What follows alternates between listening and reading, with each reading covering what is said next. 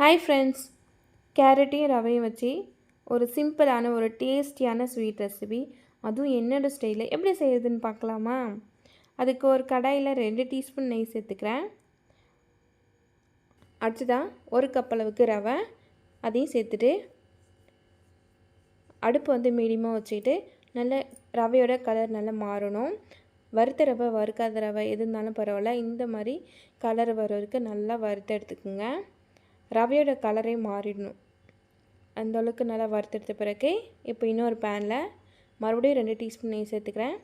இதில் 2 கப் அளவுக்கு கேரட்டு, எந்த கப்பில் ரவை எடுத்தனோ அதே கப்பில் 2 கப் அளவுக்கு கேரட்டையும் சேர்த்து இந்த நெய்யோட நல்லா வறுத்துட்டுருக்கணும். கேரட்டோட ஈரப்பதமே போயிட்டு நல்லா ட்ரையாக வறுத்து எடுத்துக்கணும். அவ்வளோதான். இப்போ ஒரு மிக்ஸி ஜாரில் 100 கிராம் அளவுக்கு முந்திரி பருப்பு எடுத்துருக்கேன், அதையும் இதில் சேர்த்துக்கலாம். சேர்த்துட்டு இதையும் ஒரு வாட்டி நல்லா அரைச்சி எடுத்த பிறகு இது கூடவே நெய்யில் வறுத்த கேரட்டையும் சேர்த்து நல்லா பல்ஸ் மூடில் அரைச்சி எடுத்துக்கலாம். இது அரைக்கும் போது கொஞ்சம் கூட தண்ணி எதுவுமே சேர்த்துறாதீங்க. கேரட் நம்ம வதக்கி வச்சுக்கிறதுனால சீக்கிரமே அரைப்பட்டு வந்துடும். அதனால் தண்ணி எதுவுமே சேர்த்துறாமல் அரைச்சி எடுத்துக்கோங்க. அடுத்ததாக ஒரு பேனில் 1 கப் அளவுக்கு சர்க்கரை எடுத்திருக்கேன். 1 கப்பு ரவைக்கு 1 கப்பு சர்க்கரை கரெக்டாக இருக்கும். 1 கப் அளவுக்கு தண்ணி சேர்த்துட்டு சர்க்கரை நல்லா கரைஞ்சி கொதிச்சிட்ருக்கு. இப்போ பாகுபதம் பார்த்துடலாம்.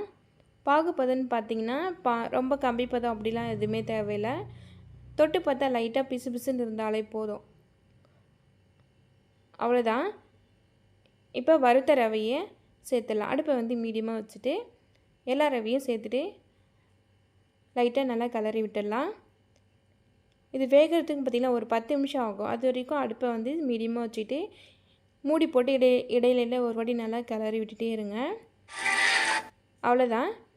இப்போ வந்து கேரட்டையும் முந்திரியும் அரைச்சி வச்சுருக்கோம் இல்லையா, அதை இது கூட சேர்த்து நல்லா மிக்ஸ் பண்ணி விட்டுடலாம். இது செய்யும்போது அடி வந்து கனமாக இருக்கிற பாத்திரமாக எடுத்துக்கங்க, இல்லைனா வந்து சட்டுன்னு அடி பிடிச்சிடும். அதனால தான். அவ்வளோதான், நல்லா மிக்ஸ் ஆகிடுச்சு. பார்த்திங்கனாவே தெரியும் உங்களுக்கு.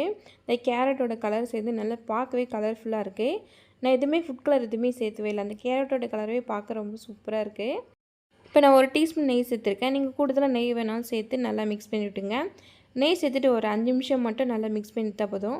ரொம்ப நேரம் அல்வா பதத்துக்கு அந்த மாதிரி கிண்டணும்னு அவசியம் இல்லை. அவ்வளோதான். இப்போ அடுப்பு ஆஃப் பண்ணிவிட்டு இப்போ ஏற்கனவே நெய் தடவின டின்னை வந்து ரெடி பண்ணி வச்சுருக்கேன், கேக் டின்னு. இதில் சேர்த்துலாம். சேர்த்துட்டு ஒரு கரண்டியோ இல்லை ஸ்பூன், கத்தி எதுவாக இருந்தாலும் பரவாயில்ல, நல்லா ஈவனாக நல்லா ஸ்ப்ரெட் பண்ணி விட்டுட்டு அவ்வளோதான். ஆறின பிறகு நம்ம கட் பண்ணி எடுத்துக்க வேண்டியதான். கேரட்டையும் ரவை வச்சு ஒரு டேஸ்டியான சூப்பரான ஸ்வீட் ரெசிபி. நீங்களும் கண்டிப்பாக ட்ரை பண்ணி பாருங்கள். தேங்க்ஸ் ஃபார் வாட்சிங்.